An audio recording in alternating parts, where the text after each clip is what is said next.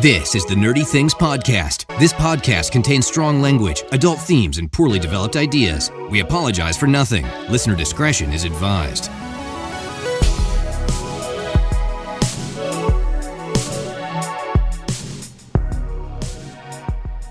Hello, everyone, and welcome to episode 35 of the Nerdy Things Podcast. I am one of your hosts, Kevin. I am joined, as always, by Jules. Hey, Jules.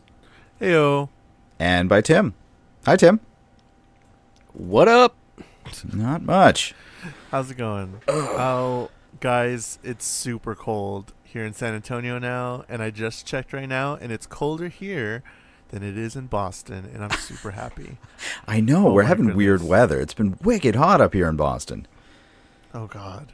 And that's the appropriate way to say it here in Boston, too, is wicked hot. No, that's probably true. Like super chill. It's wicked hot, kid. Wicked. I was down at Dunk's. I had to get an iced coffee. Did you just move to New York real quick? No, Long Island. Long Island. Long Island. Did you get your nails done? Anyways, Texas, it's super hot all the time, and yesterday some super cold front came in, and I've been freezing my fucking balls off, and it's great. I love it. Yeah, that's all I got. Nice. I'm just super happy. I don't know, because when you were up here, you were super happy to have it be cold. Hell yeah, because it's fucking. I don't know if anybody else has been. Well, William said he was in California as well, and it's super hot all the time. So I guess he can kind of vouch for the Texas weather as well. But it's just ridiculously hot all the time, everywhere. I'm a bigger dude, and I sweat sometimes, and it's just here in Texas, it's all the goddamn time. And I'm I want to wear my cool jean jacket, so I did all day in Boston every day while I was up there. Move up here. We'll make room for you. It's fine. Oh, okay, yeah. Yeah, your floor wasn't that bad. Oh, jeez. No, I didn't mean here. Oh, well. I just meant the Boston area would make room for you. It was like a big collective thing. Oh. Jules, okay. here's what I've learned about watching celebrities and whatnot over the years. If you're going to want to look cool, it's at the sacrifice of all other conditions. Celebrities walk around California with scarves on and jackets when it's 100 degrees. Yep. So you just got to be I want to look good. I really don't care if I'm warm or cold. That's not the purpose here. The purpose of all of this is to make this look fantastic. Who were you talking about on Twitter the other day that I chimed in about fashion that looked horrible? Oh, Sam Smith. Yeah. So I'm a huge Sam Smith fan.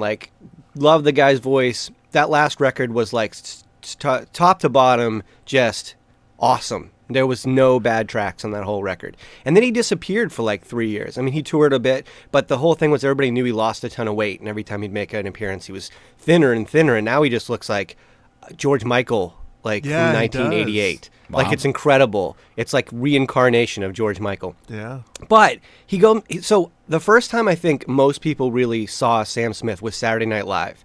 The record had been out for a little bit, but when he went on SNL, I remember the next day, all I saw on social media or entertainment websites was, this guy, Sam Smith, blew it out of the park on SNL last night. So that was his jumping off point. Before you knew it, his songs were on the radio every other second.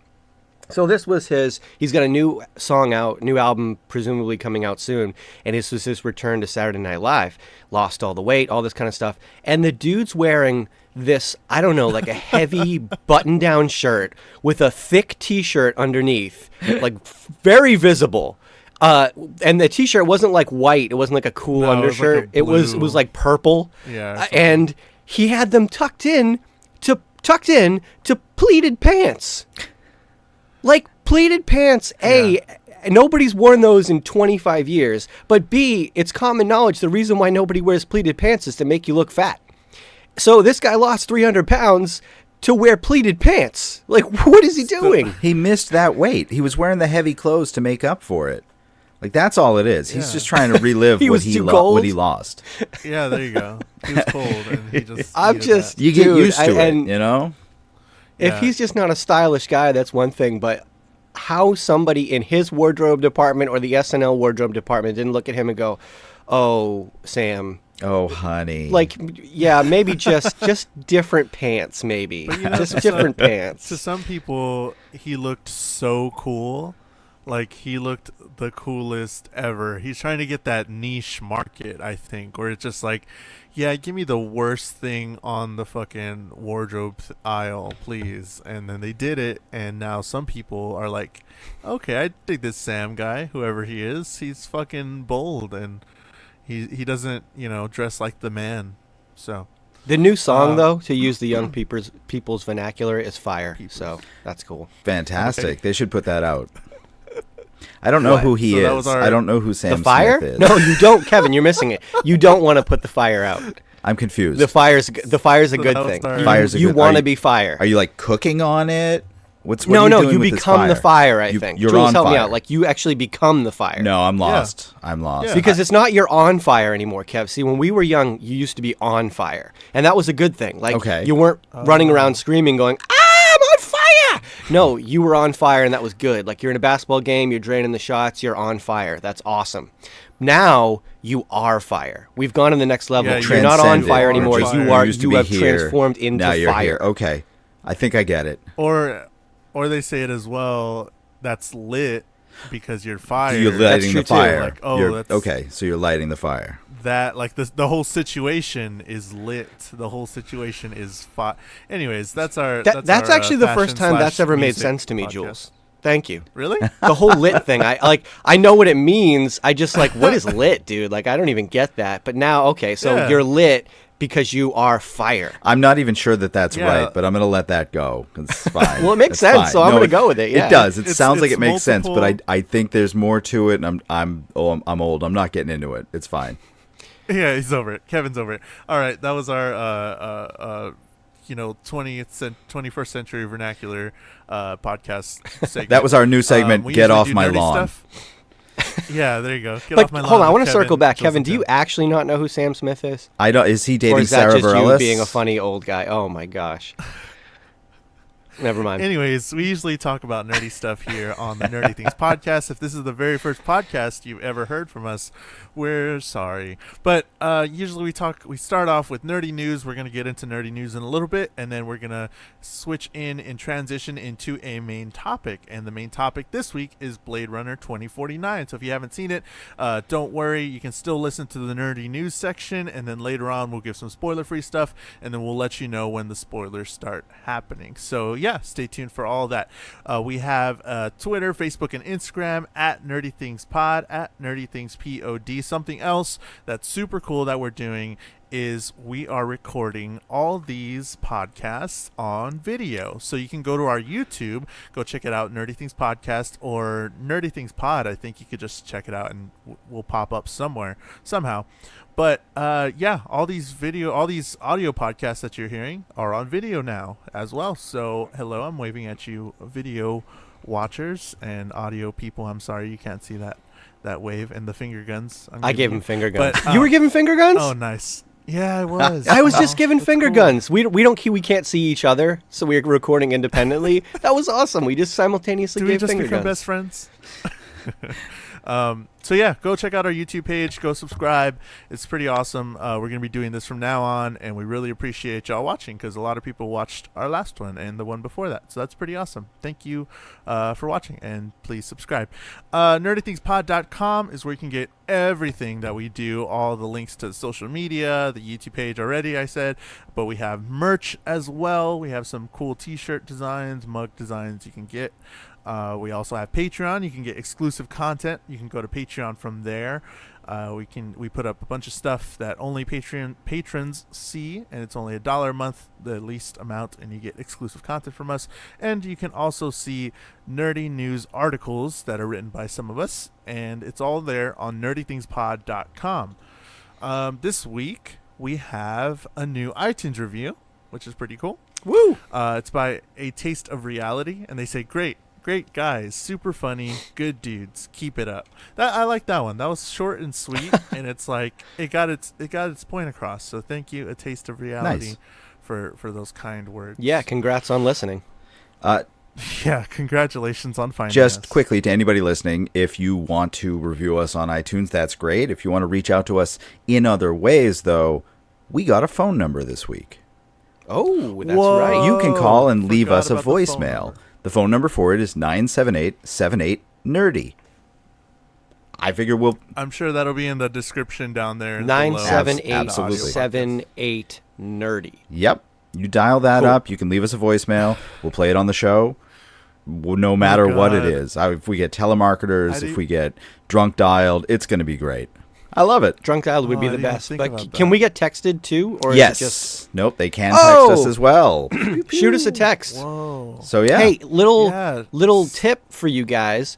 We record on Wednesday, typically 10 a.m. Eastern Standard Time. So if you wanted to text us like mid-show and we could maybe like, oh, look, hey, we just got a text from so-and-so, feel free. Awesome. Like, hey guys, good job, or something. Yeah, that'd be cool. Or yeah, like Kevin said, drunk dial us. That'd be pretty funny. I'll probably drunk dial us. That'd be pretty cool. That'll be a speed dial number for sure. There you go. On my phone now. But yeah, call us, text us, DM us, tweet us. We're everywhere. Find us. We're trying to take over the world, and we want you by our side. So go check us out, nerdythingspod.com and all that stuff. Anyways, let's get into what we do best. Time for the nerdy news. Nerdy news. The nerdy news. At 6 o'clock. All right. Hey. So we do have quite a list of nerdy news this week that I kind of wanted to go through. I wanted to start off with something near and dear to my heart that I know Tim knows nothing about. And Oh, I do, because you told me. because I told you. Yeah. But Psych is getting a TV movie, a made-for-TV movie, set for December 7th. And I am super psyched about this. For anybody who doesn't know, Boo. screw you guys. Psych is a USA show about this guy, Sean Spencer, who basically is the world's greatest detective. But he's a slacker, and so he can't get through the police academy, and so he pretends to be a psychic detective and uses his amazing detective skills to solve crimes. And it is just hilarious. And I am so excited for this movie. I've been waiting for a long time for it, and December 7th can't get here soon enough. Is it like, I don't know, because I haven't seen it and nobody's really explained it to Yeah. me like that, and that seems like a really good premise. So now I might check it out. But like, is it super masculine? No. Do I feel that? You know what I No. mean? No, because I feel like two guys, like cops. No, his dad is that type of Whatever. cop. No, His okay. dad is the gruff, like, shoot him in the kneecap Yeah. type cop. And Sure. he's this like a slacker. He's almost a stoner, but he doesn't do drugs. And he just bumbles through and solves every crime every time. And it's super fun. It's a good watch. That's funny. It's like a lot It of sounds USA like- shows. It's just kind of chill. Like Monk is just funny and all that. White Collar is really like it's Yeah. that type of show. It sounds like it's very character driven. It is just like, as you pointed out, USA's tagline. Yeah, you're right. It is. No, but it is. Characters wanted. character driven. Yeah. Sorry. No. That's their thing. Franklin and Bash. Yeah. No, that's exactly right. And That wasn't that bad. That I show know I wasn't never that really watched I- it, but that's whenever I think of USA, that's all I think of because I like Mike Paul Gosselaar, and I just thought that name was great. I don't even know which one Franklin is and which one Bash is, but it's Franklin and Bash. I love it. yeah, I mean that's great. There's another made-for-TV movie, or actually, I don't know if it's made for TV. I didn't look, but another show is getting a movie, Bob's Burgers, and that is going to be spectacular. Do you get either of you guys I'm watch totally Bob's cool with that. Burgers? No. Hell Yeah, yeah. so I this watch is- McDonald's. Bob's Burgers is fantastic. This is a theatrical release movie of Bob's Burgers. So this is like the Simpsons movie, only Okay. it'll be better because it's Bob's Burgers. Yeah, the Simpsons movie was good. Bob's Burgers is really good, and a Bob's Burgers movie is going to be really fantastic. So I'm totally on board with that. I don't know about the 2020 release though. That's kind of a ways away. Well, it'll be fine in But, hindsight. You know. It's Yeah, you know, you got have to animate it. render. Yeah, exactly. Yeah. You have to set it up. You have to go with that. So I'm cool. Like, I don't even know it's coming back every season at this point because Fox is just not great about keeping shows on the air. They're famous for canceling them, but They are, and they don't, and Yeah, then sure. they like never let you know. They're like, oh yeah, this one is coming back. When? yeah, It's a mystery. who knows? Don't tell you. Yeah, exactly. You're gonna tune in one day, and there it's gonna be. Yep. Yeah, which works really well in this delayed viewing society that we have. No. Mm-hmm. No. Sure. Well, it's So, like yeah. they announced New Girl is going to have one last season. We talked about this before. And it's now October. There's literally no news on when that might broadcast. Yeah, and that time, like, you wait and you wait, and eventually you forget about it. And so, like, when it comes back, you're like, I Yeah, don't the hype's gone. care. You know, it would be like Jackie Chan doing Rush Hour 4. That's a good transition right there, God. Kev. Thank you. Because who does care about Rush Hour 4? I Raise your love- hand if you care about Rush I Hour care. 4. I'm I right- love Jackie right here. Chan, and I don't know. How old is Jackie Chan? The oldest. Although I got to tell you, I do want to see The Foreigner, which I think comes out shortly Okay, because that yeah. looks spectacular. It's Jackie Chan. How old is Jackie Chan? That comes It's out Jackie this month, Chan. I think. Yeah, I How saw old it, is he? Like a 75? preview for it. I don't even know. I don't even know how to tell. If only we had some sort of interconnected network of devices. He's only 63? There you go. Wow. Yeah, 63. Seriously? Yep. Yeah. I genuinely thought he was like 75. He has another 20 movies in him. Come on. Dude, he hasn't aged anywhere near as well physically as like Schwarzenegger, Stallone, Bruce Willis. Like, he looks like he's done in the roles that he played. Those other guys still kick ass. How did that happen? Jackie Chan has looked the same for the last like 30 years. Yeah. No, he doesn't move well anymore. Okay. What? Are We'll you his fix it in trainer post. or what? When were you sparring with him last? Yeah, right. I'm sure he's playing it for the roles. Yeah, that's wow. In The Foreigner, I'm sure he's gonna look like really good. I mean, The Foreigner looks super cool. It showed some of his work in the trailer. I think of him like doing some martial arts stuff, and he looks pretty good. Rush Hour 4. Yeah. I mean, I I'm think with excited for editing Rush that'll Hour be 4. fine. I think that The Foreigner looked more deliberate, and so that's fine too. But yeah, you know, I don't know that I care about Rush Hour. Like, I've said this No. before, I'd rather have something new than reboot something that was just okay. I'm still on the Rush Hour thing because it's the same jokes every movie, but it's just redone. It's so stupid, but it's great. I never don't know understand why. the words that are coming out of Jules' mouth. It's the same. Yes, they do that like 5 different times over the span of 3 movies, and I'm like, I'll allow it. Sure, why not? I'll allow it. He's holding Yeah. up cards. He's the judge. He's There you go. Yeah, do it again. Sure, why Oh, not? boy. So you think that he hasn't aged as well as Stallone? I mean, Stallone was He in his does not look- 60s boxing, and I believed it. You're talking about in Creed, I totally right? believed it. Did you Yeah. see him in Creed? Because I haven't seen Creed, so I don't know. Was he course. boxing in Creed?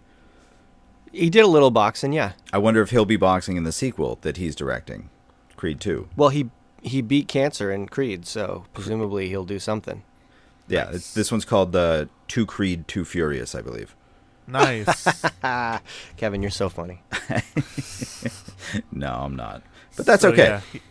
yeah, there's gonna be So, a yeah, sequel to I'm Creed. psyched about this movie. I am Yeah? completely psyched about this movie. Creed was awesome. It was the best Rocky movie since maybe Rocky 1. I don't know, maybe Rocky 2. I don't know. It was the best Rocky movie in since the first couple. It was a serious movie. It wasn't like, you know, don't get me wrong. Rocky 3 and 4 were a lot of fun. Drago, like, that's iconic, that whole thing. Sure. But it was a different kind of movie. It had become an, like, cheesy 80s action boxing movie at that point, you know, big Yeah. over the top characters. The first 2 movies were movies. I mean, the first one won an Oscar. It was a gritty story about a down and out guy, and it was character development. That's what Rocky really was. And this kind of got back to that to some degree. And Michael B. Jordan was awesome. So the movie was just fantastic. And I love Stallone as a director. I think this is his baby. This at the core, this is Sylvester Stallone. So yeah, get him on board directing it. I'm yes from Good. Tim. I will definitely have to see Creed at some point. Then there's no reason not to right now. Agreed. I hate having to. There's give not in. a good reason though to see Pacific Rim Uprising. You know, I could not care. That might not be the most popular opinion, or it is the popular opinion. I don't know where people stand on Pacific Rim, but I could not give any fucks about this movie or about Pacific Rim or the universe it's in or whatever. I don't care. Please so the don't. trailer looks okay. Like there are so many problems with the first movie that I just can't get. It should have been such a better movie, and it wasn't. But there was so much room to grow. There was so much potential that they never explored, and there were so many questions that just never really were answered to my satisfaction. Like, so many people on the internet have already pointed out, if you have this hole in the ground that giant monsters keep coming out of, why build giant robots? Just put a gun at the door and shoot them when they come through. Seems like that solves your problem. And this seems like it, I don't know. I thought they closed the rift. Through? If they break through, then you can have a backup of those giant robot things, or I don't know, why robots, maybe planes or tanks. The robots seem superfluous. They seem like a hurdle more than a help. So it's what makes the movie the movie. It is. No, it absolutely. I mean, that is what it is. But so you if you have don't to like give that me a part of the reason premise in the movie then don't to have that. Right. I'm with you. This is why I don't care about Pacific Rim. I mean, I saw the first one and I didn't hate it. But if I want to see a second one, it's because I want to see Jax Teller again, not because I want to see big giant robots. But the thing that strikes me as I was watching this trailer is, why isn't this just a Voltron movie? Why? Right. Yeah. Why is this, like, if we're gonna make movies about yeah. big giant robots, why is it a stupid one like Pacific Rim, and why has nobody invested the money to make a Voltron movie yet? Exactly. What is wrong with this world? Yeah, that's exactly the right. kind of vibes it should have I been was getting Voltron, from it. and it would have been better, and it would have made as much sense, but more people would have seen it. It would have done more than 100 million. Well, the one thing about Pacific Rim, and I get the reason why they made a sequel, is it was a $180 million budget. It only did 101 here in America, but it did about 400 in the rest of the world. Yeah. China, it was huge in China. Yeah. I guess they love their monster movies still. They do. But it still should be Voltron. I just don't understand it. Well, I mean, Help me. yeah, we're getting a whole extended universe if this one goes well. So that's yay. Maybe Voltron will be in it. Maybe they'll have one named Voltron, and this will be this is the Voltron prequel. This is how we get to Voltron. Someone names one of them Voltron, and then it's the best one, and it separates and all that. Yeah, it's great. Do it. One really has nothing to do with the other. It's just the robot thing. It's just the big giant robot thing. If you're going to do a big giant robot, make it Voltron. Yeah. I mean, I don't know if I'm like desensitized because Transformers and all that stuff, but when I was watching the trailer for Pacific Rim, I was just like, okay, sure. Okay. They're like just robots and they look kind of cool, and I was just like, whatever. But I don't know. I was just super like meh the whole time watching this trailer. And yeah. I don't care. It's been done before. You've seen it. What I haven't seen is a really good Hulk movie. And apparently, Thor Ragnarok is going to be a really good Hulk movie that sets up episode 1 of a Hulk 3-part story arc over 3 movies. Yeah, so it's gonna launch this whole Hulk story, but he still can't have his own solo movie, right? Because of the distribution rights with Universal, because they own the distribution rights to Hulk and don't want to play nice with Marvel. They don't want to sell him back. They don't want to use it right. So it's a whole thing. Marvel owns the Hulk character, and Marvel can make any movie they want, but it can't be a Hulk movie. it can be a Thor movie that has Hulk in it. With a lot of hope. So are they going to keep calling these movies Thor, but have it be about the Hulk? Is that their game plan, or what? I imagine it's gonna do? actually going to be that there's someone else that he teams up with. So the next movie will be like Iron Man and Hulk, which I doubt it'll be Iron Man, but the next movie will be, if they spread it out into separate movies, or it could just be that Hulk is the central character in the upcoming Avengers movies, because that could really work too. That could. I wonder if you could make a Hulk movie, but name it after the villain, and you would circumvent the legal attributes of that. What villain is big enough to where I don't know, like whatever villain he's going to be in. I don't know. I mean, it's Marvel. All they have to do is slap the Marvel name on it. People are going to get interested, and then they'll realize, oh, this is really a Hulk movie. I get it. Sneaky. Yeah, Well, that's paper, essentially it. On I don't paper, know. what constitutes a Hulk movie? Like, in the contract, what constitutes a Hulk movie to them? Is it if he's in 51% of the movie, or if his name is on the thing? Because, we can totally do the thing Tim says. Just put some random fucking, evildoer on the title, and then just make it a whole Hulk movie. Yeah, in Thor Ragnarok, he declares that he's changing his name to the Incredible Bulk. Oh. Yeah, that's how so you we start getting bulk movies, Bulk. Yeah, I'm down. I'm down for that. Something that I'm not super down for, and I'm becoming less okay with, Justice League. We got a new trailer for that. I'm becoming more okay with this. I thought this trailer was amazing. It's the same scenes Guys, I was just we've on already mute. seen. I said a whole bunch of stuff, and I had my microphone muted. We're fine Okay, with that. cool. I mean, I have I'm your just saying microphone this. muted all the time. So. I'm saying this for the YouTube audience because I'm like moving my mouth. I'm being expressive, and then I'm wondering why Jules is not reacting to me at all, and he's going on to something else. Yeah. And I look down, and my things flash. I'm like, oh man, it didn't unmute when I pressed the button. Oh, yeah, That's okay. No. Darn. Justice League. New trailer.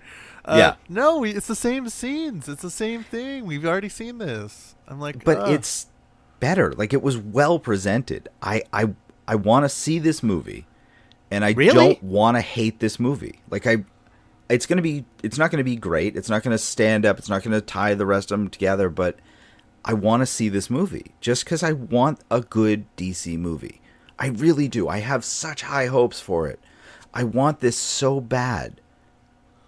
But I want a good too. DC movie too, but I saw this trailer and I was just left thinking, what even is this movie? Like, I was so confused. Right.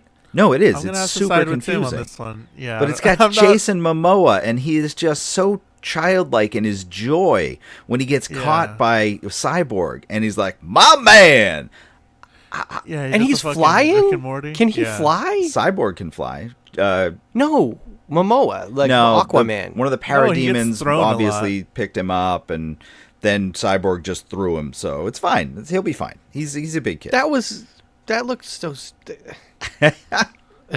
This trailer, I watched this trailer this morning and I'm like, oh, cool, because I've been getting on board. Like, I want this movie to be good. I watched the last couple of trailers. I'm like, oh, this is better, more Wonder Woman, and then I saw this and I'm like, what is this? There's flying bugs, like mechanical bugs. The There's earth is zombie scorched. There's like a things. red sky. Yeah. And then Invasion. Aquaman is flying. What is going on? Falling. He's falling gracefully.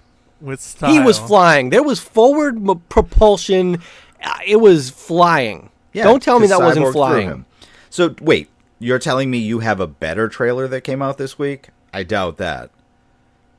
Yeah, there was definitely a better trailer that came out this week. What's that? Are we doing that now, or are we saving that for the end? Oh, we're doing that now. Trailer talk. Okay. That's my theme song. Should have been at the beginning where we started talking about. I all the didn't know. trailers, but okay. No. Trailer talk is only for Star Wars: The Okay, Last cool. Jedi. Absolutely. Well, This- Oh my before we goodness. get on that, I just want to say I agree with Tim about the Justice League thing. I'm out. I'm off. I'm out. Do Fine. it, Way whatever. to heat Okay. that on, Jules. Great. Thanks. Yeah. Star Wars. You into Star Wars? You in? You in for Star Wars? Yeah, I'm in. All right. I got my tickets Because they yesterday. brought me some. And apparently I got my tickets to some sort of special event that cost me a hell of a lot more than I was expecting. Because And he has no idea why. no one at the theater knows why either. I was talking to the manager there, and she was like, yeah, we're not sure. IMAX just set the prices. We can't do discounts. We can't do anything. And I was like, Whoa. whatever. I'm in. I guess. Star So I'm going Wars, to I'm going to the first showing Thursday night, and then I went back later. I got damn. tickets for the 10 o'clock show the next day. And then I might be going to see it before work Saturday, too. So we'll Dude, see. it looks so good. It looks so good. I mean, this is the best Star Wars trailer maybe I've ever seen. Yeah, This is one of the best trailers I've ever seen. very well done. Yeah. You know, this is Everything was just amped up, super high drama. I mean, Rey just throws that lightsaber next to that stone, and they amplified the sound of the vibration, and you're just like, whoa, and then the ground splits, and Luke is terrified, and Yeah. all this stuff is happening. And you get a lot of this, but they seem to have taken a page out of Marvel's handbook. I don't know the narrative arc of this yet. No. And, like, No. I'm good with that. I want that to remain the case. So No, you don't know what's happening. Like, there's something going on between Rey and Kylo Ren, and it's like, are they teaming up? Like, is she turning, Yeah, what's or going on? is she tricking him? Is she trying to get inside information? Is he coming the other direction? What's going on? She's suspended in midair. Smoke, whatever he is. He's Snoke. like, ah, and like everybody's just mad. It's just wow. And then we see some like beautiful shots of Carrie Fisher, just commanding her station, and it's just like, oh, that's so beautiful. I really enjoyed the trailer. It was just like so epic and what you expect from Star Wars. You know what I mean? It's like this is a movie. This is an experience, I think, and this trailer definitely got some of that, the best moments for that, and I really dug it with the music as well. The music always portrays a whole nother role in the Star Wars universe, so I really enjoyed watching it. It was really good. And we get an official look at those cute little porgs. I love those things. Yeah, what are those things? I that don't was one of know. my only beefs with this trailer, but I don't know, but the internet's going nuts over them. Yeah, it's like, oh, good or bad? Good.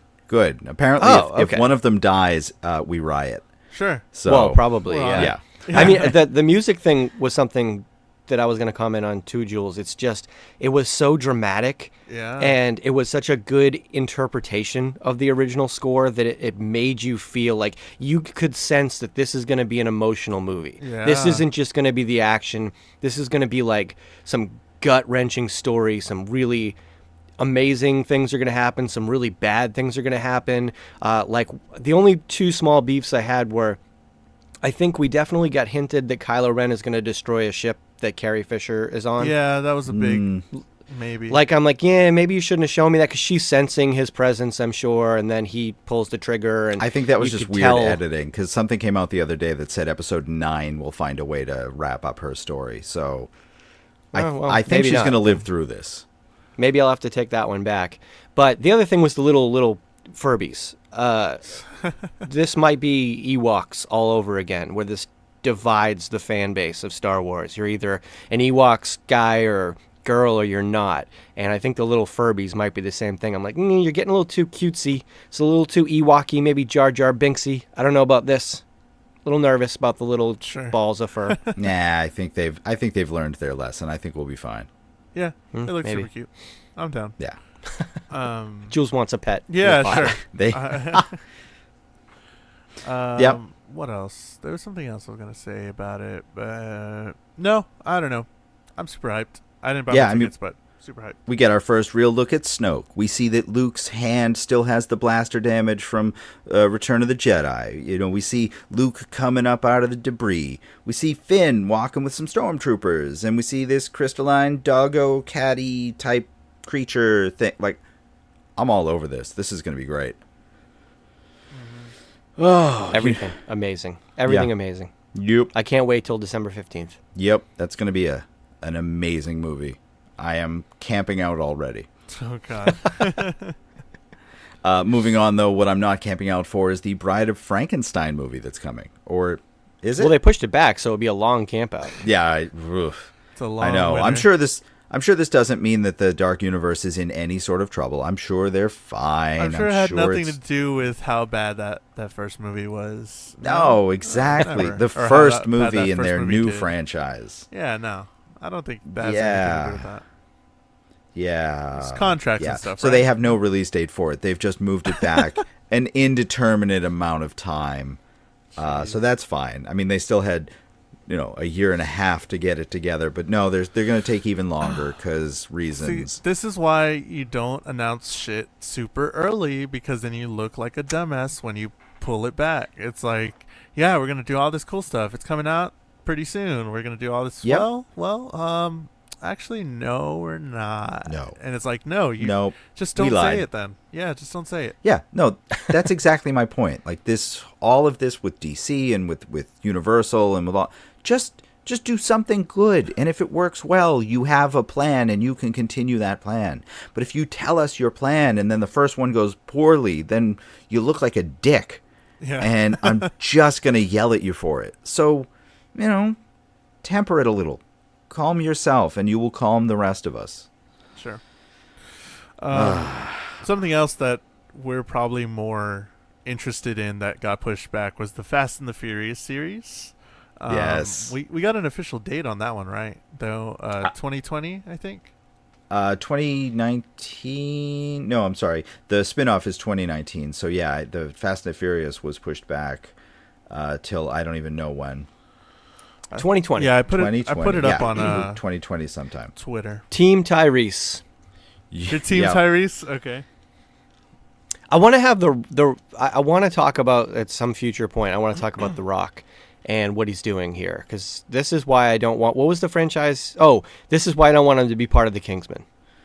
I don't know. I think they could bring him into the Kingsman and then kill him in the first movie he's in. Yeah, but I'd be fine with will that. he allow that? He wants to take over. He wants to be the guy in charge of everything he's a part of now. Like, this is just what he's used to. He wants to own everything he's in, and he's taking ownership of something that isn't his, and he's screwing it up. I'm a big Rock fan.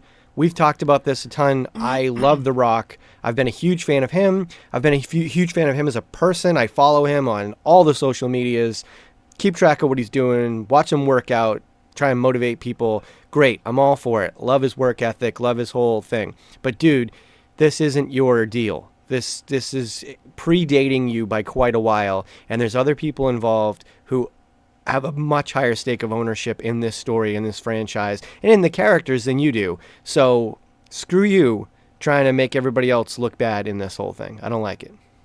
All right. That was Tim's rock talk on that. Yeah. Tim just rocking out. Tyrese went off on him on Instagram again, and this time he's like, I'm not taking it down. And he was right. He was dead on. Go ahead and read it. We'll post it on somewhere. But yeah, I'm Team Tyrese. Hashtag Team Tyrese. Yeah, I mean, fine. I think that the spinoff is a good idea, though. Like, I think this was something that he had chemistry with Jason Statham, and that would be a fun movie to watch. I'm excited for the spinoff, whatever it does. And this isn't just The Rock that's doing this. There's a movie, production company involved. There's other people involved in this decision. It's not like Dwayne The Rock Johnson was like, hey, I'm making this happen all on my own. Here's the script. Here's everything. Let's set a date. So it's the business. It's movies. The production company has a chance to make another movie and to make more money. Yeah, they're going to do that. So make that one in 2020.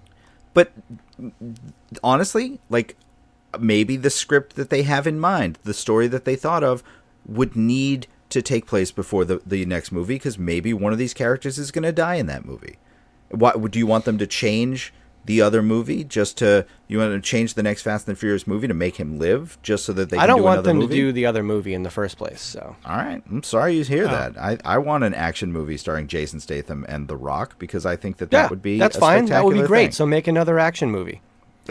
If you like their chemistry, then design an action movie for them. Don't make it a Fast and the Furious spinoff, because that's not what the Fast and the Furious is about. I just think they already have history. We already know the character. You can get it's sequel territory without having to set it up. So you get a lot of action. You get a lot of forward movement on the story rather than having to set up the background. And it's a cheap, easy way to do that. Thumbs up. I might boycott it. Boycott it. Fantastic. Jules and I will talk about it. You know what I'm boycotting?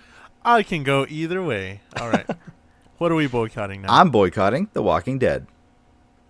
Yeah, I started that last year Yep. as well. So I am off the Walking Dead bandwagon, which is great because they're apparently planning a Walking Dead, Fear the Walking Dead crossover, which means I get to ignore them both at the same time. When I saw that promo picture, I was with somebody, I forgot who, but I was legit just like super mad. I'm like, look at this. Why are they trying to keep The Walking Dead a thing? It's not a thing. And I was just showing them my phone, like it had the slice through, and on one side The Walking Dead, and then it said Fear the Walking Dead, finally something. I'm like, oh my god, I don't care, stop trying to make it a thing. Yeah, I mean, I read a lot of the Walking Dead comics, and the problem with the comics is the same problem with the show. It's honestly great story if you can binge it. But it's super boring if you have to wait for it because nothing happens in most of the issues and episodes. Man. And so the comics, it's nothing. Like I keep unless you read all of them. Honestly, I keep trying to go back to the comics, but I can't because I have no idea where I stopped because it's all the goddamn same. It's all pretty similar. And whenever I go back and start reading, I'm like, oh my god, this is just. And so I start skipping through issues trying to find something interesting, and I don't. And then I come to current day again, and it's like, oh, gotcha. I'm gonna forget again. We're good, and I walk away. Yeah. I feel like this is AMC not wanting to admit failure, too. Like, we knew that Fear was going to cross over. I don't think anybody thought it was going to be this quick, and I think the ratings aren't as good, so instead of them canceling that show and admitting that it wasn't working, they're like, well, we'll just combine it with The Walking Dead because the dummies will all watch Walking Dead because they think we're dummies. Not that I think you're dummies, but they think that they can just keep pumping them out. Story be damned, content and quality be damned, and it's The Walking Dead, so we'll keep watching it, so... Well, I just think that this would have been a great opportunity to do a spiritual adaptation of Walking Dead, and a lot like they did in like season 2 of Walking Dead, where it wasn't the comics. But then they went back to the comics, and they're following and doing similar things, but not the same. Just give me a story in this world. Don't tell me the story from the comics. Don't drag it out the way the comics do. And then for this crossover, I think it's a smart business decision if they've got a failing property and a good property, because The Walking Dead does still make them money. But from a fan point, they basically said they were never going to do this, and now they're doing this. And the timelines don't currently line up as far as I know. I don't know. I haven't watched Fear in years. I haven't watched Walking Dead since last year, but just why? You're shoehorning this in on me. Please don't. Yeah, pretty much. And you know what other fucking fandom that I excommunicated myself from? The Rick and Morty fandom, because of all these dipshits that are acting like assholes at McDonald's. The Szechuan sauce thing?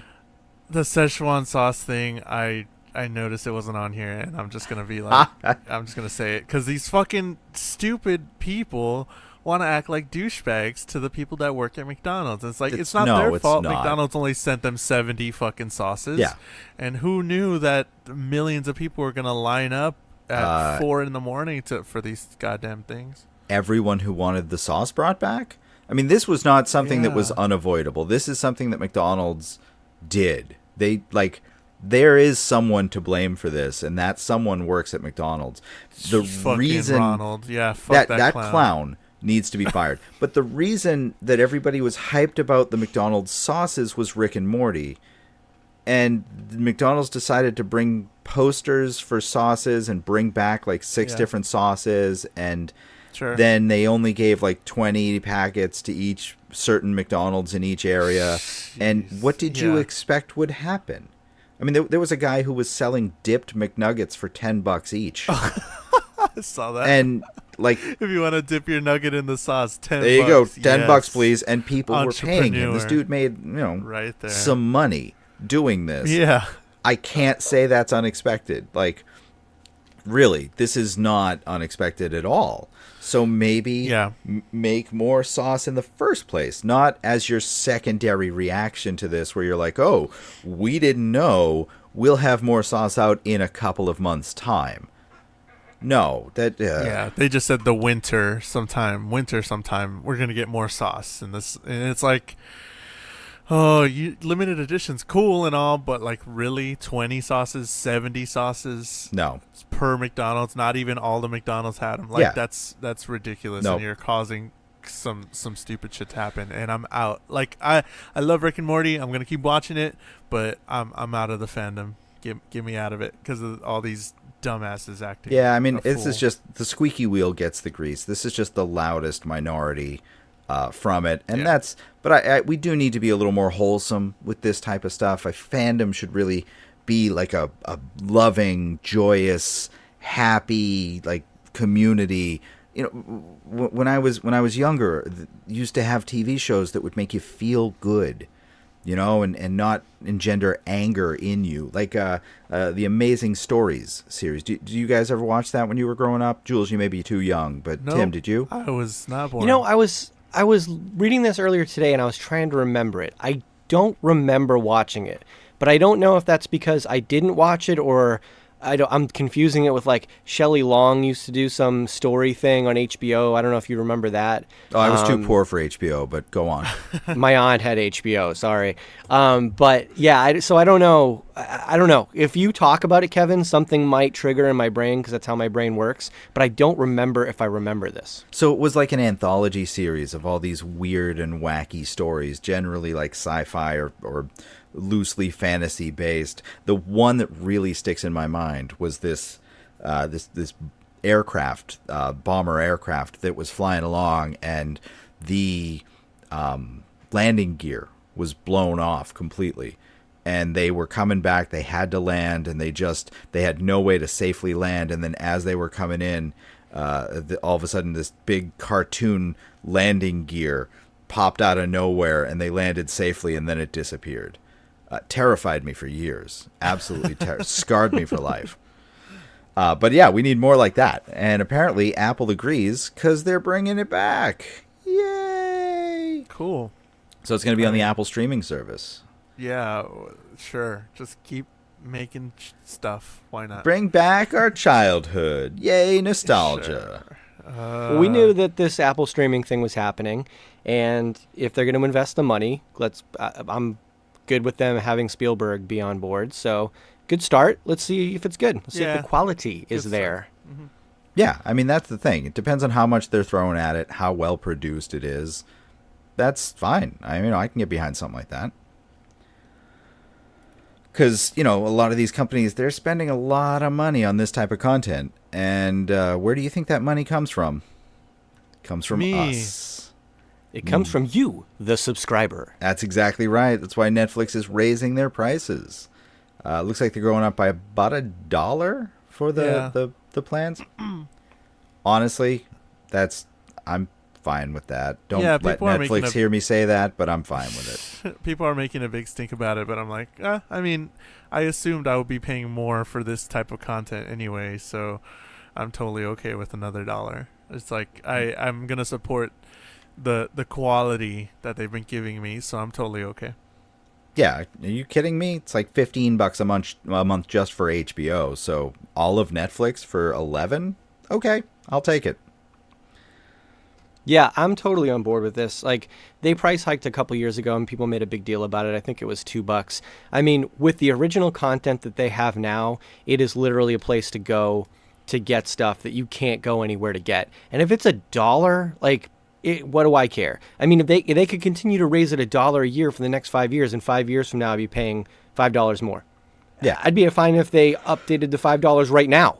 You know what I mean? So if they're going to do it in a slow progression like this, I'm cool with that. Sure, $1 is nothing. Like, that's fine. I'll pick it up off the sidewalk in quarters. Yeah. You know what else is $1? You can become a patron on our Patreon for only $1, which is pretty cool, which is like nothing. You get a ton of exclusive content, exclusive videos, Drunk Tim videos, audio, some rants, all that stuff, pictures and all that, just go to nerdythingspod.com and click the little Patreon, little down arrow there. And that's only $1. Yeah. Huh. Weird how things Thanks, are. Jules. Yeah, so that's pretty much everything I had for the nerdy news this week. Jules, you have anything else to add? No, that's it. Nerdy news. Over. Tim, anything else? No, I got nothing. All right. I'm ready to get into it, onto it. I'm psyched. Behind it? Well, that's... Yeah, something like that. That's sexual. We're going to talk about Blade Runner 2049 in the main topic. The main topic. Huge topic. Yeah. So this I kinda week wanna we did start have off- Blade Runner. Go ahead, Yeah. Start off with, I don't know. I want to ask you, Kevin, why did you refuse to watch the 3 short movies that led up to 2049? Jules. I will tell you. Sure. For the audience that I don't shouldn't know, have to. you didn't. You didn't really have to, but like they looked fantastic. So for the audience that doesn't know, on YouTube, and I'm pretty sure like other streaming whatever, you can watch these 3 short films that were made, that were commissioned by the director of Blade Runner 2049 to tell small stories that lead up to the Blade Runner 2049 movie, his movie, and they're directed by 3 other directors, and one of them's an anime, the other 2 are pretty cool, and the last one, the 2048 one, actually has a character that we see in Blade Runner 2049, and I loved them. I really enjoyed them, and they were just something super cool, like some added something, because I watched them before I went to go see the movie, and it really did help me understand the world again and where the world is at. Sure. Yeah, I mean, I watched whatever. Blade Runner, but if you're giving me a movie like this, like we saw with with Alien Covenant, I don't want to have to watch supplemental material to get the movie. And so I'll probably watch them now. Sure. But I wanted to talk about this movie without having seen them because, again, I shouldn't have to track down supplemental material to understand what you're getting at. And if I don't, then you've failed. It's I as felt like simple the as 3 that. or 4 paragraphs before the movie actually started kind of caught me up. Yeah. So, yeah. Definitely. And it is the 3 basic, short movies. Well, I don't even know what to call them. Featurettes. They're like 5 to 10 minutes. I guess featurettes, I'll call them that because they're short. But even those, they just kind of expanded on those couple paragraphs in the beginning of the movie. And I'm like, oh, okay. So I actually saw this happen. I actually saw this happen. That's pretty cool. But if you didn't, then that's okay too, So just 2 different ways. And if anybody wants to know a little bit more and see a little bit more in this universe, they're out there. Because I didn't know until I went looking for them, and I was just like, oh, this is pretty cool. So it's on YouTube. They're all on YouTube. Yeah. But let's get into non-spoiler talk first. A little bit of an overview of how we felt about the movie. I hate non-spoiler talk. Yeah. I know, but we I got to know. give people, But still. people that haven't seen it a little bit of something. You got to That's fine. I'm just stating my distaste for it. Podcast. Okay. Yeah. Yeah. I mean, it was a movie. It was certainly a movie. It was long. It was a long movie that I watched. It was something It was shot a on a movie. camera that was then projected on a large screen with accompanying audio and story. That's it was exactly definitely right. that. Yeah, it was. It was that. No, it wasn't bad. It was a sci-fi movie. Like I liked it. We saw from the trailers that you've got a lot of the aesthetic of the original Blade Runner, which I've rewatched for this, and you've got that dark, dirty, gritty future. And Blade Runner, the original, was one of the first movies to really effectively give us that type of future. Spectacular job it did, but every movie since then has copied it, and so we get a lot of that in this movie. And we know from the trailers that Harrison Ford is back. And so we get some of the nostalgia aspect of it, and we I don't know how well the trailers really portray the full story of this. Yeah, it didn't really, because I thought Harrison Ford was going to be in a lot more of it than he actually was. Yeah, he definitely Channing Tatum Kingsman this. Sure, yeah, but I'm totally okay with that. Like, See, I didn't get that impression from the trailers though. I always kind of thought it was going to be like a big lead up to where they got to Harrison Ford, and like a Star Wars thing. Then He'd Mark Hamill it and just show up at the end. Yeah. I mean, I didn't think it was going to be that bad. I mean, that was ridiculous. But I did think that it was going to be, the bulk of the story was going to take place prior to whenever he was introduced into it specifically. Okay. I don't know why I got that impression, but it's just the way the trailer was structured. And also because it's Ryan Gosling. And at this point, people want to see Ryan Gosling. So they're like, we got a more lot of Ryan Gosling, please. And then... I was totally okay with that. Yeah, definitely. He did fantastic. Well, Tim. Totally. What? You had a point about the fashion in this and how it reflects our current time, too. Because in the original Blade Runner, the future fashion was very much 80s fashion, just hyper real. And, Tim, you were saying the same thing about this one. Well, that was my observation because I watched Blade Runner or rewatched Blade Runner before this as well. And it's interesting to me that thinking back, I mean, Blade Runner came out in 82, the year I was born. So same age as me. It's old. And it was, thinking back for then, a very cool imagination of the future. It was dark and gritty and sparse, and they imagined a lot of really cool technology. I mean, the way that the cars flew had physics behind it, the way the billboards worked, holograms. They couldn't apparently imagine cell phones and flat screen TVs, but it was cool. They did a good job. But it's interesting to me how even our imagination is rooted in our current familiarity. So yeah, in 1982, the futuristic clothing had big giant shoulder pads, just like people were wearing in the 80s. I mean, you could have taken that woman's dress, Rachel's dress, that she wore in the original movie and put it on somebody in a music video for Prince, and they wouldn't have seemed out of place. Like fashion runway. And the ruby red lips, the whole thing. Yeah. So then fast forward, and, that movie was supposed to take place in 2018, right? So, about our present time. Yeah, 2019, I believe it was.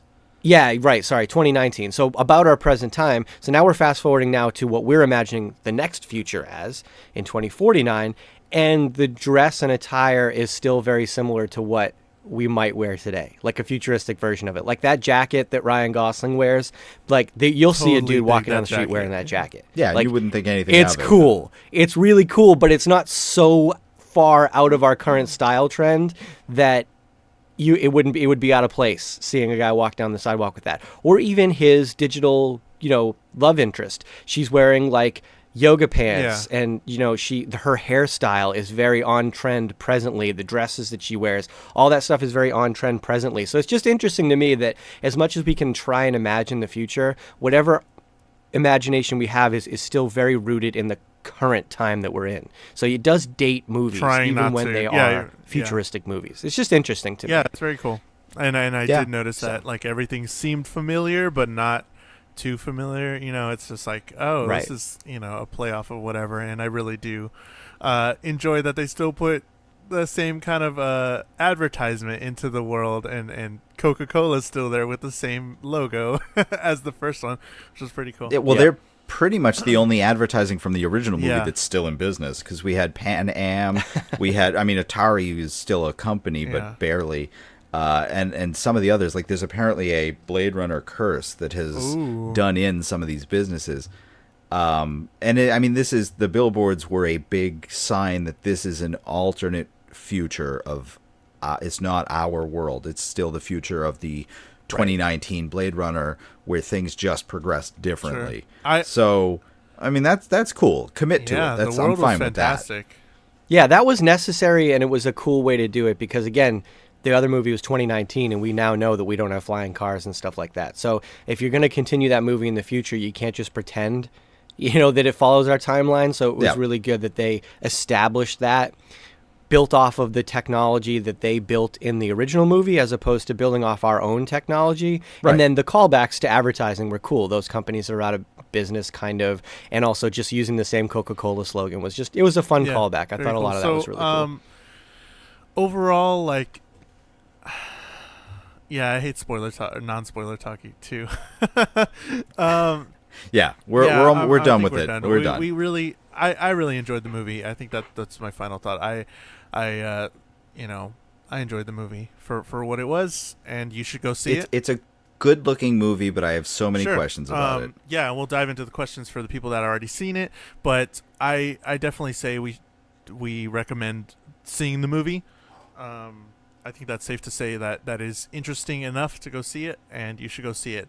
Thank you to everybody for listening and watching on YouTube and all that stuff. If you're going to leave us, and you should totally come back and finish off the episode. Please don't. Yeah, spoilers don't ruin things. There was a whole study on it. This Week I Learned podcast told me all about it. So you should stay. Stay anyway. NerdThingsPod.com. Go find us on all the stuff. So, what did you think about the movie as its sort of message and its ideas from, the Blade Runner did bring up a bunch of ideas about what's real, about contemplating what life is and all that stuff. And where do you feel this movie landed on that sort of spectrum? Did it continue that conversation? I personally, with me, I think the whole development with the joy aspect, the Ryan Gosling's wife, I think that whole thing was fantastic in showing you another way of deciding what's real or not, what makes feelings real. And then whenever he finds out, I'm jumping ahead, but like at the end, whenever it's just the same thing that everybody else can purchase. And he's kind of figuring out, like, well, was that real or not? He was still trying to figure out, like, was her feelings real? What was love? She said she loved him before she died. All that stuff, like that whole storyline with her was fantastic for me. I don't know if you want to comment. Yeah. What is love?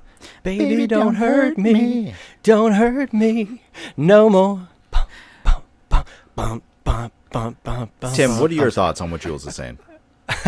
So, the thing about Blade Runner that's interesting to me, both the original and this one, is they really approach the topic of, as Jules said, what is life versus what is not, what gives someone a soul, what's real, is it creationism that makes us special, can we in turn recreate that?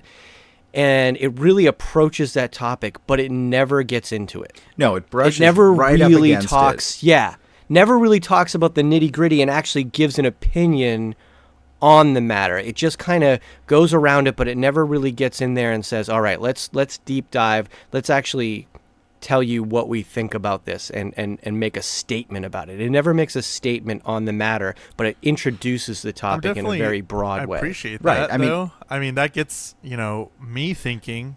In some ways. But here's the thing. This movie makes concrete certain things that it shouldn't have and keeps really nebulous other things it should have.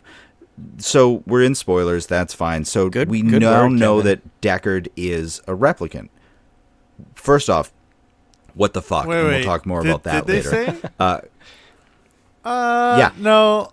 I'm with you. I'm with you, Jules. I wasn't sure. Jared Leto was like, you were made to find her and to have a baby. They wouldn't be really as up in arms with the replicant having a baby. Get in his head, but though, this was, I think he was just trying to say. That's what I thought. I don't know. But does it? Okay. Kevin's convinced otherwise, but Jules, I'm kind of on fence. board with you. I'm not sure, but that whole conversation to me just smacked of him trying to get in his head and make him making him question things. And really, does it really matter if he's one or the other? Right. But that's the question, and that's what it really, like, so come out and say that. Tell me that it doesn't matter, or hint that it doesn't matter. Don't hint that he may or may not be a replicant, and then I have no idea where you're going with that. Tell me one way or another something. I think keeping it ambiguous keeps the question up in the air of, like, well, right. What is consciousness, what is soul, what is all this stuff, when we don't know what this person is, but we still see him as human. And whatever he is, whether he's a replicant or not, we still see him as human because he's showing all these traits. And really, he's human to me, whether or not, yeah. I mean, I hope he is human. I really do. Because if he is a replicant, which I swear this movie implies, but you're right, it is a little ambiguous. But if he is a replicant, then how the hell did he become a Blade Runner? Yeah. In the way that how did he make his way up through the ranks? How did any of this happen? But if he wasn't a replicant, then yeah, I don't know. Yeah, definitely. I got it does pose a lot of questions. Well, the Tyrell Corp had a lot of control in the first movie. I mean, if they wanted to make a replicant and just place them in the Blade Runner program, that they could have done that. Like I'm sure they had the pull politically or however that works in that time frame that they could have just placed him there. I don't think there's any question that could have been done. So if he was a replicant, I don't think that necessarily pokes a hole in the whole story. But I do like that we're still questioning it, because when Kevin and I talked about this yesterday, I was a little back and forth. I was contemplating all night after watching the newest movie whether I liked the fact that they didn't take a stance on their subject matter or if I didn't. And the more I thought about it, the more I think it helps the movie age and keeps it from just alienating or isolating people, because what it does, if they took an opinion on it, they took a stance and they tried to defend it, there's going to be a large faction of people who think or maybe can even prove that they're wrong. So all they're going to do is spend time tearing apart the intellectual conversation of the movie as opposed to enjoying the movie itself. So I just appreciate the fact that they introduce the conversation, get people thinking about it, because now we're talking about it. We're on a podcast, and this is a topic of our discussion. So they achieve their objective there. It's thought-provoking, it's intriguing, but we don't have to sit there and tear apart the intellectual position that they hold. We can just now also transition into either appreciating or not appreciating, we'll get into that, the movie itself for what it was, a movie, a sci-fi movie. I mean, I think I was already set on edge by the fact that the original Blade Runner has no less than 7 different versions of it, from the theatrical Director's to cut, the definitive to the directors. And it, you know what, you made a movie, that's fine.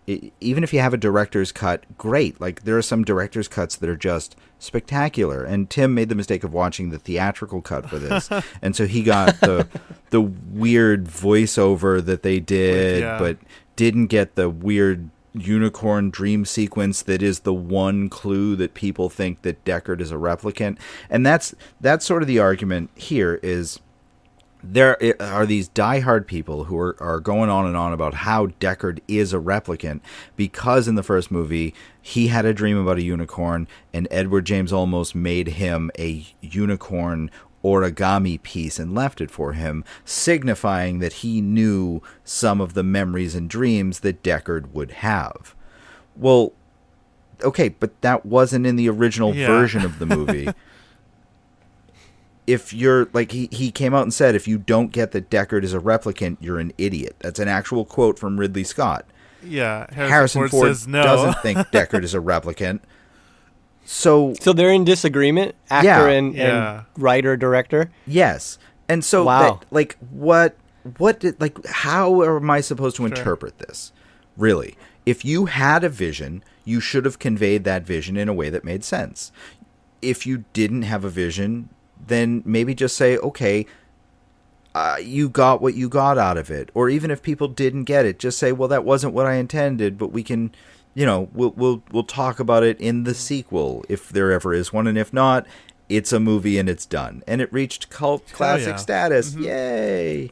And that's what they're banking on for this one, because the box office was lower than they were hoping. Oh, and so I think that they tried to recapture some of those ambiguous questions. And I think that's why we're having this discussion, is because they forced it into this. And so there's people that are dissecting this movie in weird and interesting ways, some of which make sense. Can't wait for the director's cut of this one. Well, I think you have to look at when you talk about the different versions of the original movie and how it like just blah blah blah and maybe ripping apart Ridley Scott for that, you have to, I think, look at that movie in the context in which it was created. In 1982, these big budget sci-fi films weren't the norm. They were just becoming a big thing with Star Wars, with a few others at that time. So this wasn't like now you pick a big time director and you say, okay, go ahead and make this movie and we're going to spend all this money and we're fine with it. You know what I mean?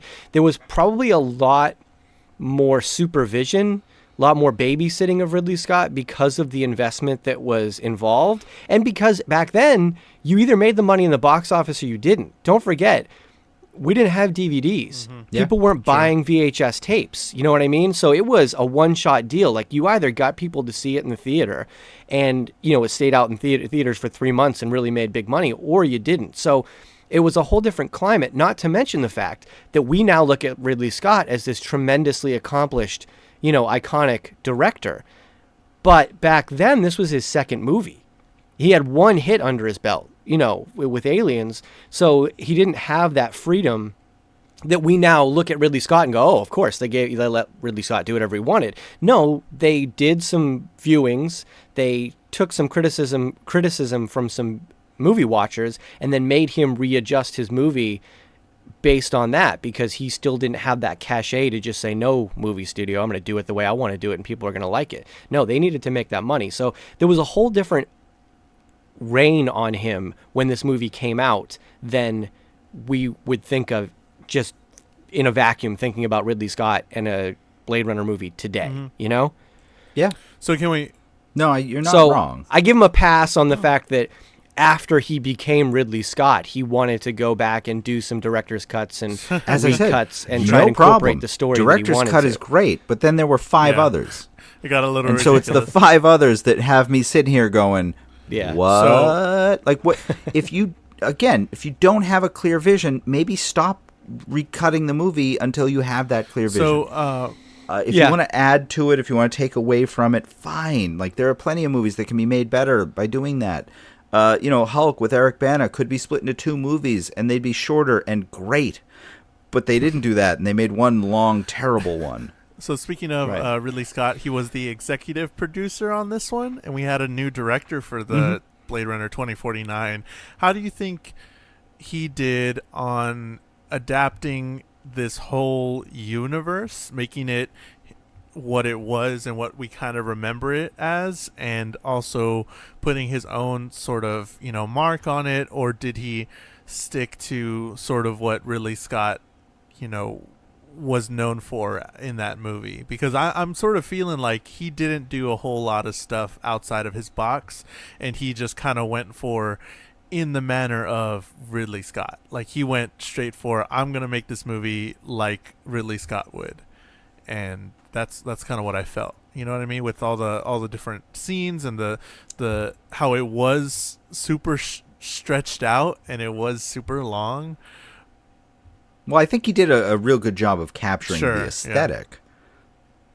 And I think it did expand on the original in a lot of ways, because we had the sunroof on Kay's car that became some sort of like drone that could watch over the area.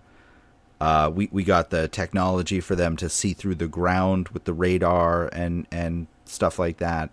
So, I mean, it wasn't just boring, here's this movie and then we've just put it expanded, it grew. I don't know that it grew enough, because we had 30 years ago flying cars. Now we have flying cars with a sunroof that becomes a drone and leaves the interior open to the rain. In the blackout I assume. 2022, they did like a worldwide EMP that brought down every single flying car that was going on. Well, I don't know if it was worldwide, but like the colony, whatever. Worldwide, it shut down every single thing. That's what they were talking about. Oh, I never seen this serial number since before the blackout. Oh, this is going to be difficult to find, because during the blackout something happened, whatever. It's the anime one, and everything shuts down and all the flying cars go crashing into the ground. And that could be why that went down, that nobody wants to use flying cars anymore because they don't want that to happen again. Maybe. But yeah, that was Yeah, that was I a little think snippet the that I liked. blackout kind of did put some stagnation. It stagnated, maybe technology development. You know what I mean? Sure. There was probably a lot lost, and we obviously clearly advanced, but I think it might have been a little bit slower because of whatever happened in that blackout and how we recovered from that. It probably took a little while. Sure, that makes sense.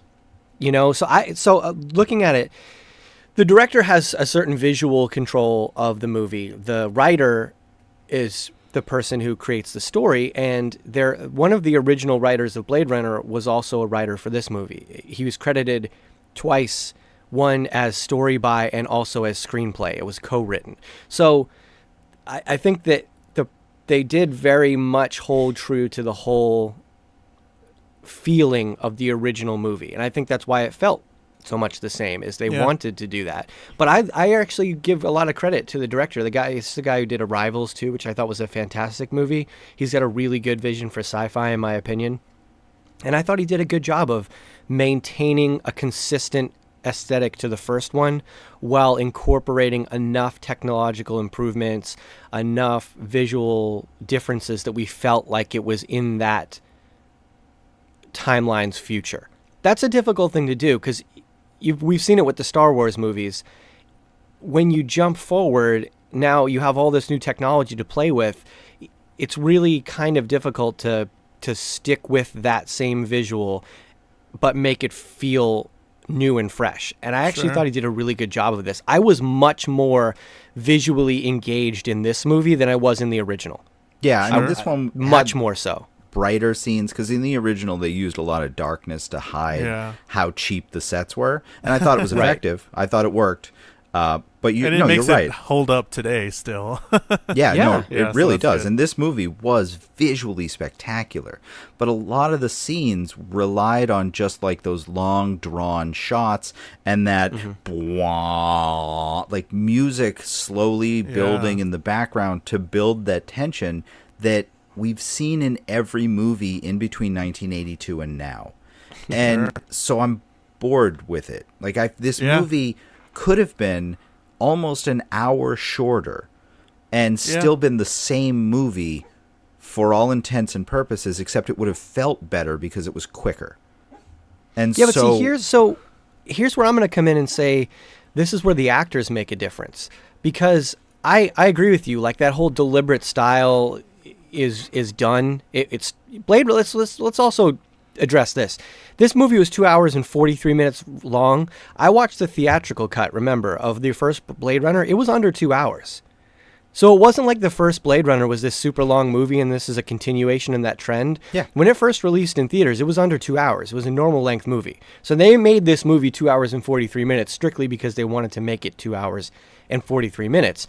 And there was a lot of subject matter and a lot of that kind of stuff to go over. There's no question about it. And that slow, deliberate style can be very tired, and it can be very boring, and it can disengage you from the movie. But Ryan Gosling is an engaging actor, and I think he did a fantastic job of, even when he was being slow and deliberate, everything from his movements to his looks to the way he carries himself, I was interested. No, absolutely. Robin Wright, totally interested in the way she played the character. She's a fantastic actress. I mean, gosh, just from watching House of Cards, I've become so enamored with her as an actress. She was in but Wonder Woman too. She was spectacular. But honestly, my point isn't even when there were actors on the screen. There were plenty of times where it was just scenery or just background that we didn't need. The actors were great. There was little things happening all over the place, from the billboards to certain things in the landscape being introduced. And this is a agree to disagree thing probably. I just never found it boring. I never found any of those panoramic shots boring. I was always looking for things and finding things in the background of those scenes. I just thought it was very visually engaging, very visually stimulating, from the actors to the presentation to every part of it. All right. I feel like some of that was what you're saying, Tim, but probably about half. I'm going to say about half of that stuff I could have been okay with not seeing. Like some of the drone visuals are really cool. Some of him just being the only flying car going into like this huge smog or the rain and stuff like that was visually pretty cool. But like about half of that stuff I think I could probably do away with. But again, it is all personal preference, and you can let us know if you disagree with us, or if you like the movie, or if you like these visuals at Nerdy Things Pod on Twitter or anything like that. So one other thing, let's talk about, I guess, the progression of the story. Did that make sense to y'all? I like, what are y'all's thoughts on how the story kind of just went on? We have this new character, Kay, or what's his name, Joe.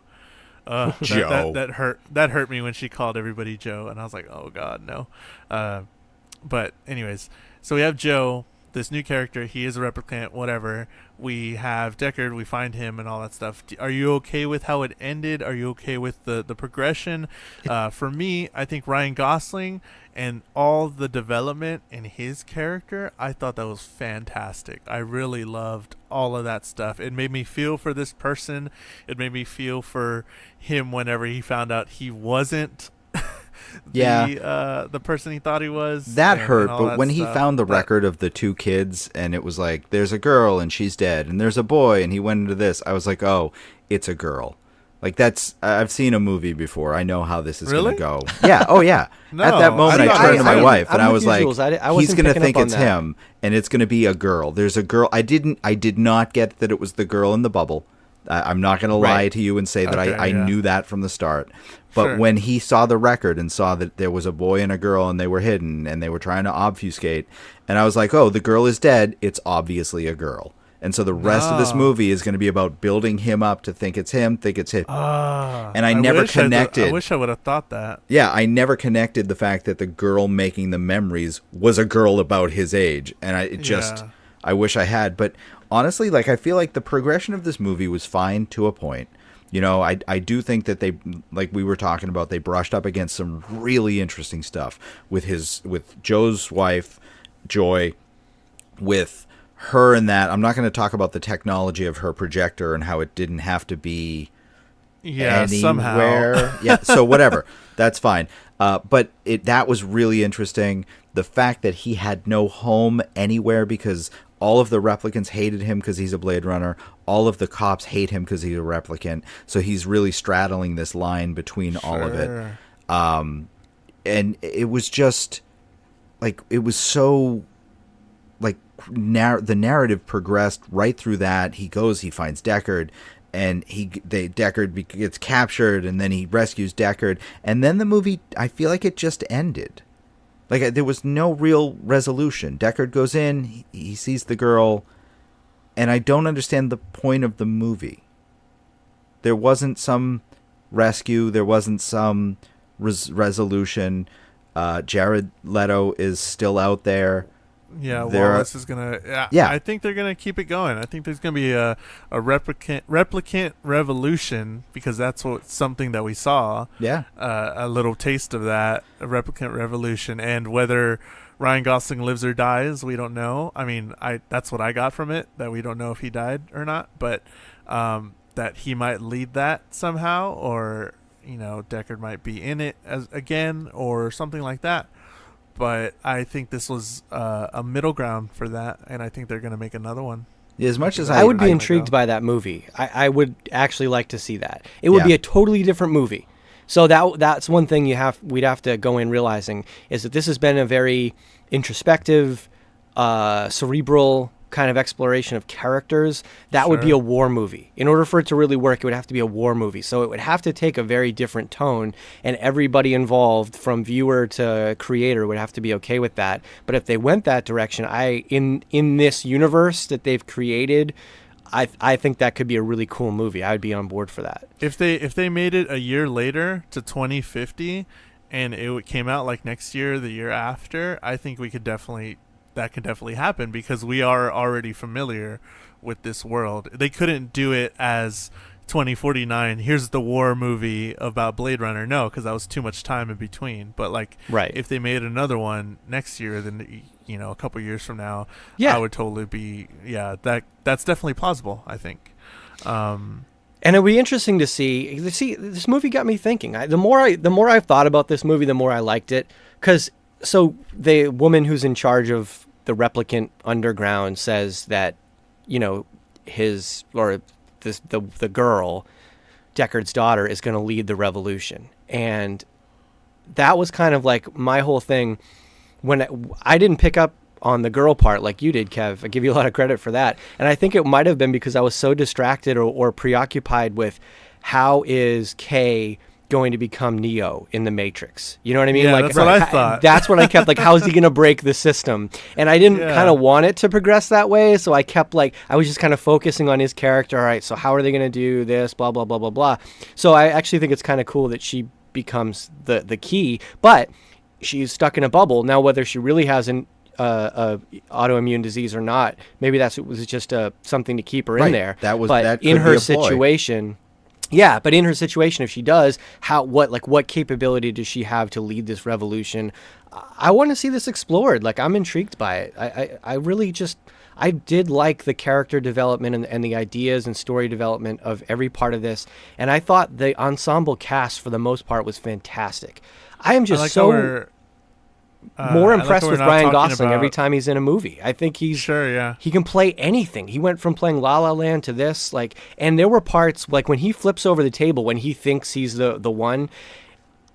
I was in that moment, I was gutted for him because he came to the realization that my life is over. What the heck?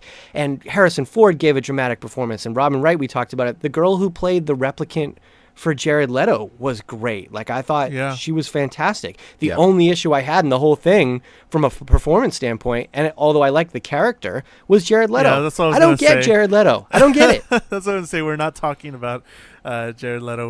We're tiptoeing around his character as Wallace, who is the Tyrell.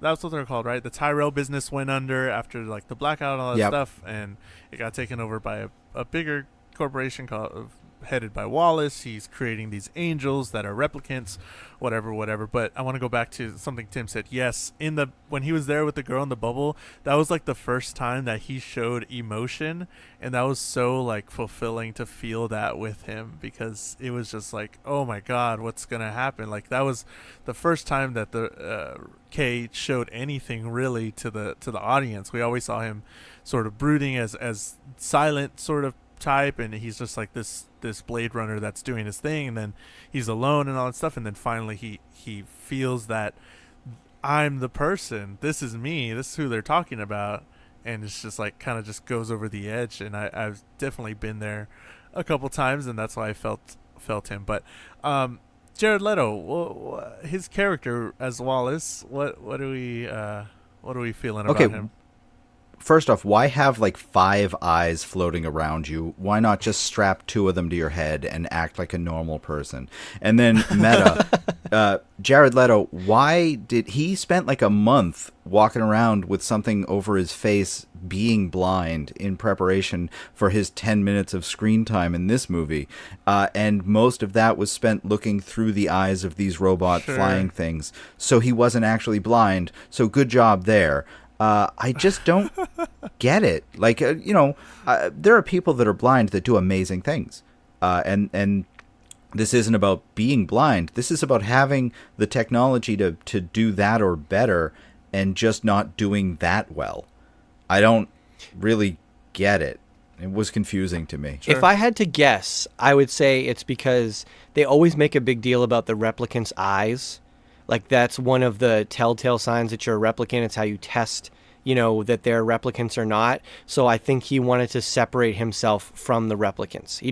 Yes, he could have put the artificial eyes in his head, but this technology, this thing that he has that's above and beyond, adds to his godlike status. This is his whole character, is I am a god amongst humans because I can create life, and I want to create life that can recreate life, which is what separates what the humans have been able to do from what we assume they have a creationist belief system, what the creator was able to do. So I think separating himself from the replicants is a key ingredient to having him feel more of that godlike status that he is constantly portraying in this movie. I just became super dejected while you were speaking and literally deflated because you are not wrong. And I really hate that fact.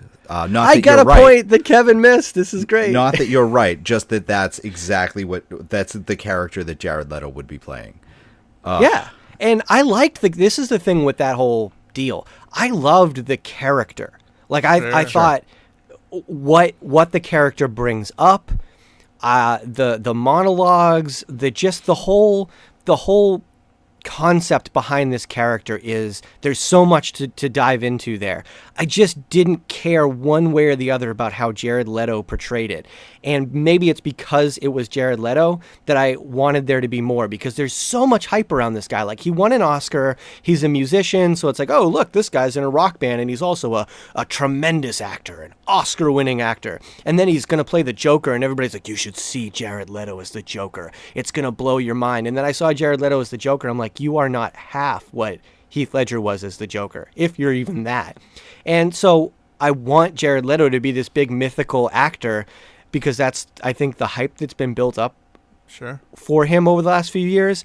And then he gets this tremendous character. This character is an amazing character, and he plays him fine. Like, good grief, man. Somebody could have taken this character and made it one of the all-time great cinematic villains. And it was a failure, because it's an amazing character played very mediocrely by a guy who's supposed to be tremendous. Yeah. Wow. Pretty much. Yeah. Agree. Like that statement. Yeah. All right. That's why we didn't talk about him. All right. I see. But yeah. So that kind of covers a lot of it. There's a lot that we could have dove into if we had like 10 podcast episodes devoted to the Blade Runner franchise. But, I said franchise. Cool. Yeah, so what are we going to give it? Well, yeah, in the Blade Runner universe, you have Blade Runner, you have Blade Runner 2049, you have Soldier with Kurt Russell, and all of the Alien and Alien versus Predator and Predator movies, because they're all interconnected. So yes, huge franchise. Cool. So what are we going to give this movie out of 0 to 10? 10 being Guardians of the Galaxy, 4 is Ghost in the Shell, 0 is, I forgot what we did, but where are we putting it on our list of movies? I'm going to give it a 7. Okay. I'm going to say 8. I really... Solid 7 here. I really dig it. Yeah, I'm stuck. When I first left, I was thinking 8, between 7 and 8, like you guys. And then the more I've thought about this movie, and as we've had this podcast, it's just going up in my book, because visually I enjoyed it tremendously. But the more I talk about it, there's so much to unpack. And I love that they introduced that much thought-provoking conversation without really taking a stance on any of it. And the acting performances were great for the most part. Ryan Gosling is amazing. I can't wait to just see what his career unfolds as. So 9. I'm going 9. Cool. The more I think about it, the more I really love this movie. So Tim turning it up to 9. Yes. So we're on the higher All right, spectrum for this movie. You know what? I want to hear what anybody listening to this has to say about this movie. Give us a call, 978-78-NERDY. Let us know. Very cool. Or you can text us too. Give us a call, hit us up. Yeah, text us, hit us up on social media. Maybe we'll dive back into your reaction in next week's episode. Maybe if there's something to talk about, because it's very clear that this movie can be A, divisive, and B, thought-provoking. So give us your thoughts. Sure. And some of y'all really like emails. These people send us really long emails. So nerdythingspod@gmail.com. You can send us emails with your responses there, or short if you really want a short one. I have one right here, a tweet from Backseat Directors, longtime friends of the podcast. They said, one of the most visually captivating movies I've ever seen. Each scene in the movie is carefully constructed and methodical. Slow, yes, but with much purpose. I liked it more than the original. So thank you for tweeting us at the BD Podcast. Backseat Directors are friends of ours. And if you want your review of the movie or any thoughts or ideas said, again, you can call us, text us, email us, hit us up on Twitter, Facebook, or Instagram at nerdythingspod, nerdythingspod.com. It's where you can get more exclusive content on our Patreon. You can get merch. You can get links to our YouTube channel because, again, we're doing this in video form from now on. So you can go to our YouTube channel and watch all of those. So, yeah, there's a ton of ways you can get into contact with us, and we would like to hear from y'all. We want to hear your thoughts on the movie, your thoughts on anything nerdy, really. Call in, text us, whatever. I like to thank our... Oh, shit. I messed up. Whoa, this never happens. Okay. What? No, I just... I forgot. What do I say right here? I'd like to thank Adipsia for the use of his song Friends Don't Let Friends Go to TGI Fridays. For more music... Fuck, I forgot it. Go to adipsia.bandcamp.com. There you go. No, that's it. I dig it. All right. he got a new album out? He released a new It's album called Imbue. Imbue, yeah. I don't know what... Imbue. Thanks, Kev. I'm just stuck in this movie right now. We're just switching it up this week. Sure. Jules, Roll you got to reversal thank there. the bell I'm curve out. for us Yeah, for letting us use the music under the main topic. Thank you to the Bell Curve for fucking Christ, for letting us use the music under the main topic. I think they released a new music video out, and we have a link for that in the description of this podcast. Yeah, Right on. check it out. Boom. All different. All right. Thanks, guys. We'll see you next week. All right. Later. Bye.